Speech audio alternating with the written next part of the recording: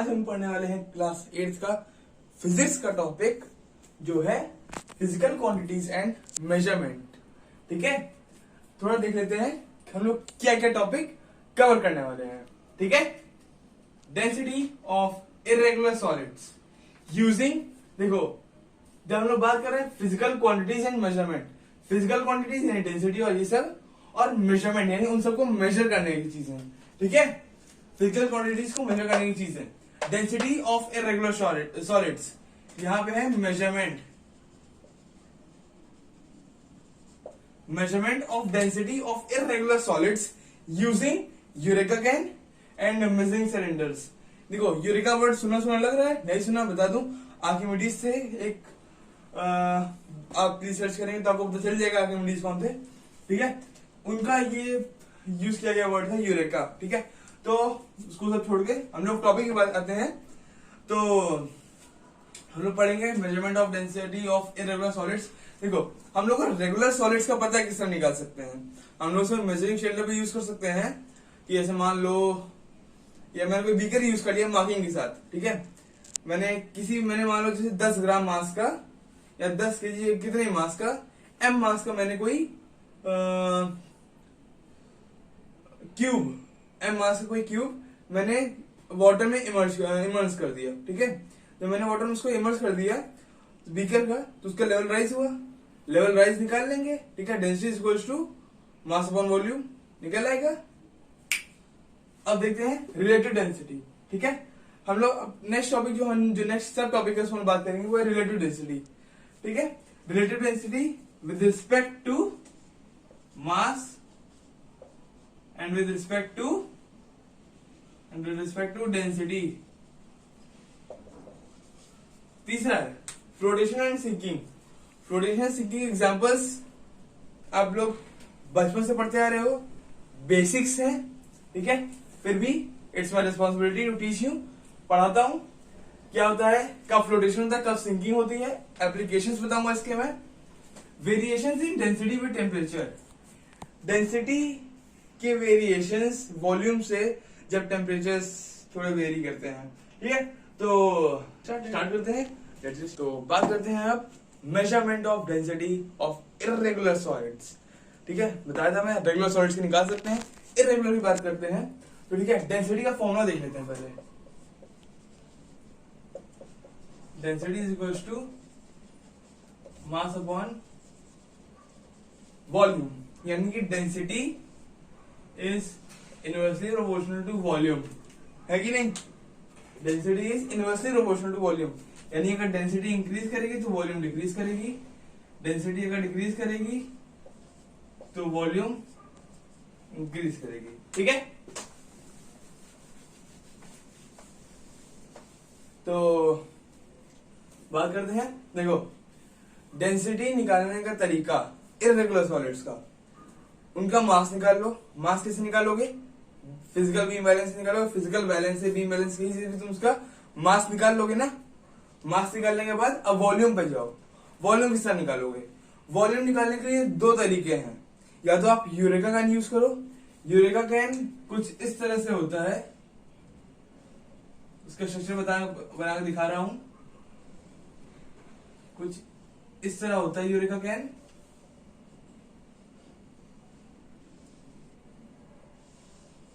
और पानी उसके इस तरह भरा जाता है कि यहां तक पानी पहुंचे, इसका जो फ्लूइड भर रहे हो मेजर करने के लिए इरेगुलर सॉलिड का वॉल्यूम यहां तक।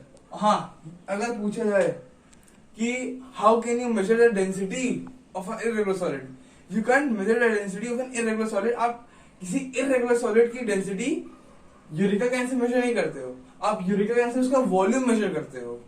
डेंसिटी का फॉर्मूला है हमारे पास, डेंसिटी का फॉर्मूला मास अपॉन वॉल्यूम। तो आप पहले से वॉल्यूम निकालोगे, मास ऑफ फिजिकल बैलेंस से निकालोगे, आप बीम बैलेंस से निकालोगे, फिर डेंसिटी के फॉर्मूला लगा के आप उसका डेंसिटी निकालोगे। तो पूछा है कि वॉल्यूम किससे निकालोगे, यूरेका कैन या मेजरिंग सिलेंडर। डेंसिटी कैसे निकालोगे, मेजर करो, मास इस तरह निकालेंगे, वॉल्यूम इस तरह निकालेंगे, डेंसिटी का फॉर्मूला लगा के तब डेंसिटी निकालेंगे। ठीक है, तो ये बहुत ही इंपॉर्टेंट नोट है, इसको आप चाहे तो लिख सकते हैं।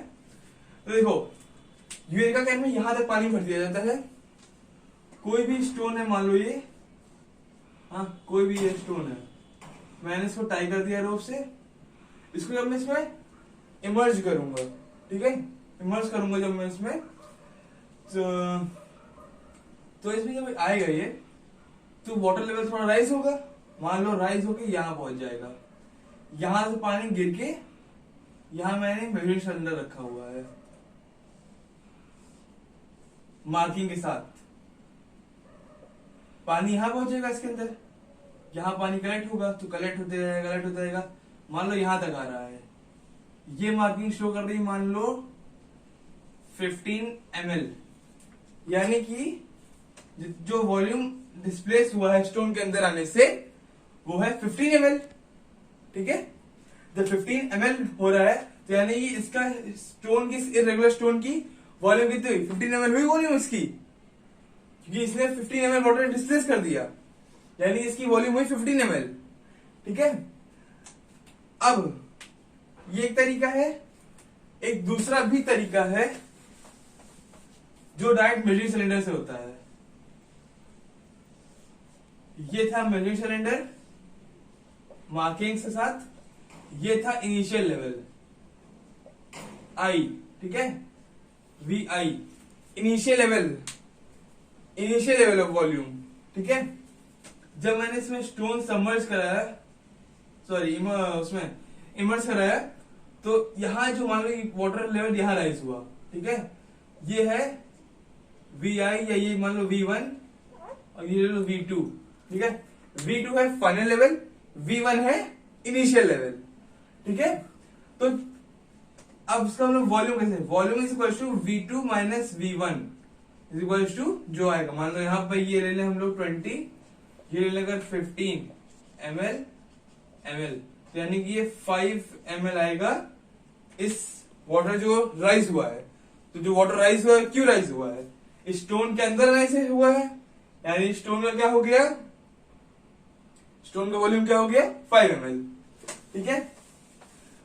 डेंसिटी का फॉर्मूला मैंने बता दिया, मेजरमेंट ऑफ बता दिया किस तरह से वॉल्यूम निकालेंगे इरेगुलर सॉलिड्स का, फिर डेंसिटी निकालेंगे क्योंकि मास निकालना पड़ेगा। अब एक बहुत ही इंपॉर्टेंट बात, इस वाली वीडियो में, ये फर्स्ट पार्ट है इस चैप्टर की वीडियो का, जिसमें मैं सिर्फ थ्योरी की बात करूंगा, ठीक है। नेक्स्ट वीडियो जो पार्ट 2 बनेगी वीडियो, उसमें न्यूमेरिकल्स की बात करूंगा इन थ्योरीज के बेसिस पे, ठीक है। डेंसिटी के फॉर्मूला बता दिया था, जो ये रेखागण वाला बताया, जो मेजरिंग सिलेंडर वाला बताया, इस पे क्वेश्चन भी बेस्ड है, वो नेक्स्ट वीडियो में डालूंगा, उसमें आप प्लीज उसको जरूर देख लीजिएगा, ठीक है। तो लेट्स मूव ऑन। कुछ देख रहा है, डेंसिटी, रिलेटिव डेंसिटी आरडी, यानी relative density is equal to density of substance upon density of water at 4 degree Celsius, ये है फॉर्मूला। अब इसके डेफिनेशन भी इसी से डिराइव करते हैं, किया जाए, चलो करते हैं, ठीक है। Relative density is defined as, इसको डिफाइन करें, यानी इज डिफाइंड एज रेशियो, ये रेशियो है ना एक दूसरे का, रेशियो हम फ्रैक्शन भी एक रेशियो होता है ना, defined as ratio of density of substance to the density of water at 4 degree Celsius. ये हुए रिलेटिव डेंसिटी की definition with respect to density, relative density की definition with respect to density, यानी अगर पूछा जाए अगर आपसे कि रिलेटिव डेंसिटी की डेफिनेशन बताइए विद रिस्पेक्ट टू डेंसिटी, तो आप ये लिखेंगे, मतलब ये फॉर्मूला नहीं लिखेंगे, चाहे तो लिख सकते हैं अलग से फॉर्मूला, थोड़ा इंप्रेशन अच्छा बनाने के लिए, पर आपको डेफिनेशन लिखनी पड़ेगी। विद रिस्पेक्ट टू डेंसिटी पूछा जाए तो आप डेंसिटी के उससे लिखेंगे, पर जब बात आती है relative density with respect to mass, ठीक है, तो मास की अगर बात करें तो मास कुछ इस प्रकार होगी, RD is equal to mass of substance upon mass of water at 4 degree Celsius, यानी मास ही पूछा जाए, विद रिस्पेक्ट टू मास पूछा जाए तो आप डेंसिटी की जहां पे आप मास वर्ड ऐड कर देंगे, और अगर डेंसिटी पूछा है तो डेंसिटी, तो प्लीज कंफ्यूज मत होइएगा, अगर पेपर में आता है या यूनिट टेस्ट में आता है आपका कि state relative density of substance with respect to mass. तो अगर मास की पूछा रहा है तो आप मास की बताएंगे, अगर डेंसिटी की पूछी जा रही है तो आप डेंसिटी के रिलेशन में बताएंगे। ठीक है। अब अगर हम लोग टिपिकल व्यू ऑफ पेपर से देखें, मतलब अगर पेपर को हम लोग टिपिकल व्यू में देखें तो एक क्वेश्चन पूछा जा सकता है derivation of this formula R D is equals to mass, mass वाले का डेरिवेशन पूछा सकता है। तो देखो डेंसिटी का फॉर्मूला क्या होता है, mass of the substance upon volume of the substance. Density is equals to mass of substance upon volume of substance. ठीक है। और क्या हो सकता है, तो अब हम क्या कर सकते हैं, कर ये सकते हैं कि मास of water at 4 degree Celsius upon volume of water. अब देखो मैंने लास्ट टाइम बताया था volume of water volume of substance same होगा। क्यों होगा, क्योंकि जो सब्सटेंस के अंदर जा रहा है तो जो वॉल्यूम आ रहा है वो सब्सटेंस का वॉल्यूम होगा, उसका वॉल्यूम सेम होगा। तो अगर हम लोग ऐसे करें या इसको करें तो volume of water volume substance cut जाएगा, यानी कि जो हमारे पास आरडी बचेगा वो आएगा मास of substance upon mass of water at 4 degree Celsius. ठीक है, ये प्रूव हो गया, मतलब ये मैंने डिराइव कर दिया है। नहीं समझ में आया हो तो प्लीज इसको वीडियो को रिवाइंड करके या पॉज करके आप वापस से देख सकते हैं इसको। ठीक है। अब हम लोग बात करते हैं, अच्छा देखो रिलेटिव डेंसिटी को हम लोग क्या कहते हैं, स्पेसिफिक ग्रेविटी भी कहते हैं। ये क्या कहते हैं, स्पेसिफिक ग्रेविटी। और रिलेटिव डेंसिटी को मेजर करने के लिए जो यूज होता है, जो बॉटल आती है वो स्पेशल बॉटल होती है, उसे कहते हैं RD bottle, relative density bottle, RD bottle. ठीक है। उसको और कहते हैं एसजी बॉटल, यानी स्पेसिफिक ग्रेविटी बॉटल। ठीक है। अब हम लोग किसकी बात करते हैं, इसका भी न्यूमेरिकल, इस पे भी न्यूमेरिकल बेस्ड क्वेश्चन है, वो भी सेकेंड वीडियो में इंक्लूड होगी। अब हम लोग मूव करते हैं नेक्स्ट थ्योरी पार्ट जो है हमारा फ्लोटेशन एंड सिंकिंग। तो अब बात करते हैं फ्लोटेशन और सिंकिंग की। जैसे मैंने पहले बताया था फ्लोटेशन और सिंकिंग हम लोग बचपन से पढ़ते आ रहे हैं, जानते हैं। कुछ लोगों के दिमाग में आएगा, पढ़ने की जरूरत नहीं है, वीडियो स्किप करते हैं। तो अब बात करते हैं फ्लोटेशन और सिंकिंग की। फ्लोटेशन, फ्लोटेशन कब होगा, क्या होगा फ्लोटेशन, फ्लोटेशन की कंडीशन क्या है, density of substance is less than density of water या वो लिक्विड जिसमें ये प्लेस होने जा रहा है, जो सब्सटेंस है। ठीक है। This substance can be either solid और लिक्विड। सॉलिड में बात करें तो आइस हम लोग पानी में डालते हैं तो आइस सबमर्ज पानी के अंदर चली नहीं जाती है, सबमर्ज नहीं करती है पानी के अंदर, फ्लोट करती है, ये सिंक नहीं करती है। वही लोग अगर लिक्विड में बात करें, लिक्विड की, तो लिक्विड में ऑयल देख लो, केरोसिन देख लो या कुकिंग ऑयल देख लो। कुकिंग ऑयल भी उसकी डेंसिटी वाटर से कम होती है, वो भी वाटर के ऊपर फ्लोट करता है, सिंक नहीं करता है, वो अंदर नहीं जाता है, वाटर उसके ऊपर नहीं आता है, वो वाटर के ऊपर रहता है। चाहो तो मम्मी से जाके पूछ के कुकिंग ऑयल डाल के देख लो पानी के ऊपर, लेयर पता चलेगी, या केरोसिन ऑयल डाल के देख लो। ठीक है। अब बात करते हैं सिंकिंग की। फ्लोटेशन हटाओ, यहां लिख देंगे सिंकिंग। सिंकिंग कब होगा, जब density of substances greater than density of liquid. Liquid ले लो वाटर, सब्सटेंस ले लो आयरन, गोल्ड, एल्यूमिनियम, कोई भी मेटल ले लो ऐसा जो इसकी डेंसिटी ज्यादा हो। आयरन देख लो, तुम चाहे जितना पानी ले लो, चाहे इतना पानी ले लो, आयरन लोगे छोड़ोगे सिंक कर जाएगा। ठीक है। आयरन बॉल ले लो, आयरन रॉड ले लो, कुछ भी ले लो, डालोगे सिंक कर जाएगा। ठीक है। ये हो गया सिंकिंग। अब देखो एक वैली होती है, उस वैल्यू के ऊपर नीचे ही फ्लोटेशन और सिंकिंग होती है, ठीक है। Wax floats on water, give reason. Applications में आ रहे हैं अब ये, wax floats on water, give reason. Since देखो पूछा रहा है, बोला जा रहा है वैक्स वाटर में फ्लोट करता है, तो हमें पता है कि यानी कि वैक्स का जो डेंसिटी होगी वो वाटर से कम होगी, ठीक है। और वाटर की जो डेंसिटी है वो 1 होती है, ठीक। तो यानी कि इसकी डेंसिटी 1 से कम होगी, 0.99 भी होगी तो भी फ्लोट कर जाएगा, ठीक है। 0.93 मान लो, कोई भी वैल्यू ले लो 1 से कम की, हमें वैल्यू इसमें नहीं देनी है। तो इसका गिव रीजन में आंसर आएगा wax floats on water since it has a density lower than that of water, या it has a density less than that of water, ठीक है। इसकी जो डेंसिटी होगी वाटर से कम होगी, ठीक है। मान लो आइस क्यूब है कोई, ठीक है, इसको मैं पानी के अंदर डाल दूं, अगर ये कोई ग्लास टम्पलर है, इसके अंदर पानी है, मैं इसको अगर डाल दूं तो यहां से फ्लोट करेगा ये, मतलब इतना ऊपर फ्लोट नहीं करेगा, एक इस लेवल पे ये फ्लोट करेगा पानी के अंदर से, ठीक है। इस लेवल पे फ्लोट करेगा, यानी कि इसकी जो डेंसिटी है वो वाटर से कम है तभी फ्लोट कर रहा है। Give reason, another give reason, icebergs float on water, give reason why. Icebergs have density less than that of water, ठीक है। अनदर गिव रीजन, सिंकिंग पे, आयरन व्हेन पुट इन, या iron ball when put in water sinks in, ठीक है, sinks in water. ये reason क्या हो सकता है?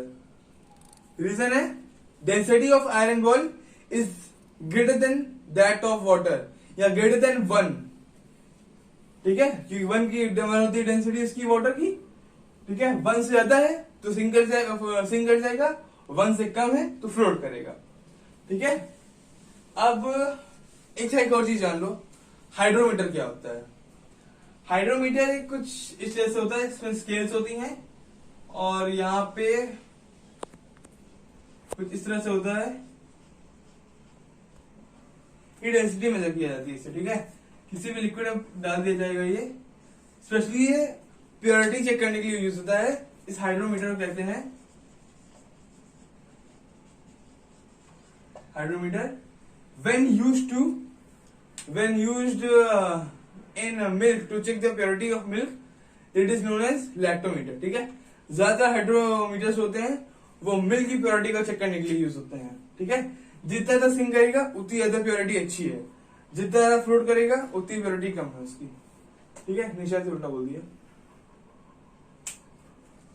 हाँ, तो जो सच है इसमें लैक्टोमीटर में, देखो लैक्टोमीटर में क्या होगा, जितनी ज्यादा डेंसिटी, मान लो मेरे हाथ में कोई पानी है या कोई मेरे पास हाथ में दूध है, ठीक है, ये हाइड्रोमीटर है, मैं इसमें डाल रहा हूँ ये, तो जितना ज्यादा डेंसिटी होगी उसकी डेंसिटी ज्यादा होती चली जाएगी, ठीक है, यानी कि फ्लोट करने लगेगा। जितनी ज्यादा डेंसिटी होगी, जितनी ज्यादा डेंसिटी उतनी ज्यादा प्योरिटी। जितना पानी में मिला होगा इसमें, जितना कुछ मतलब पानी मिलाया जाता है, चाहे तो मिलाएंगे नहीं, ठीक है, पानी जितना ज्यादा मिलाया जाएगा उतनी कम डेंसिटी होती जाएगी, उतना ज्यादा ऐसे फ्लोट सिंक करता जाएगा गया नीचे, ठीक। तो अब बात करते हैं हम लोग नेक्स्ट टॉपिक की, variation of density by temperature दिखा, ठीक है। तो बात करते हैं कि क्या होता है जब वेरिएशन होता है टेम्परेचर्स में।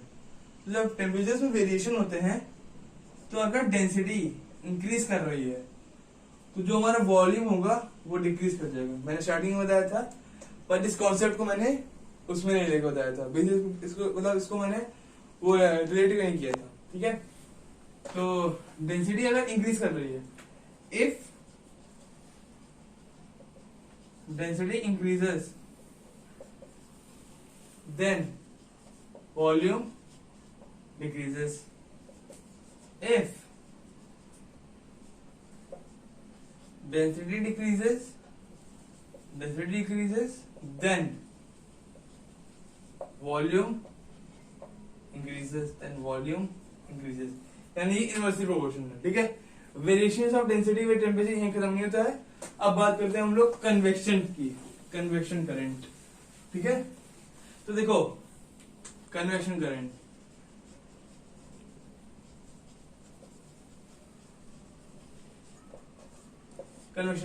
क्या होता है? जब फ्लूइड्स मूव करते हैं तो वो करंट प्रोड्यूस करते हैं। टेम्परेचर की वेरिएशन में जब फ्लूइड्स मूव करते हैं तो वो करंट प्रोड्यूस करते हैं, वो करंट कहलाता है कन्वेक्शन करंट। अब देखो फ्लूइड्स की बात की जाए, फ्लूइड्स क्या होते हैं? लिक्विड्स और गैसेस जो इजीली मूव कर सके वो फ्लूइड्स होते हैं। अच्छा, एक और चीज जान लो, सॉलिड्स में अगर टेम्परेचर वेरी कर रहा है तो वो एक्सपैंड नहीं करेंगे। जब वो एक्सपैंड नहीं करेंगे तो ना उनकी डेंसिटी में फर्क आएगा ना उनके वॉल्यूम में फर्क आने वाला है। ठीक है, एक्सपैंड ही नहीं कर रहे हैं, डेंसिटी उनकी बदल ही नहीं रही। जब डेंसिटी नहीं बदली तो वॉल्यूम भी नहीं बदलेगी, या वॉल्यूम नहीं बदली तो डेंसिटी भी नहीं बदलेगी, मास कांस्टेंट ही रहेगा उनका। ठीक है, कन्वर्शन करने की बात करें तो व्हेन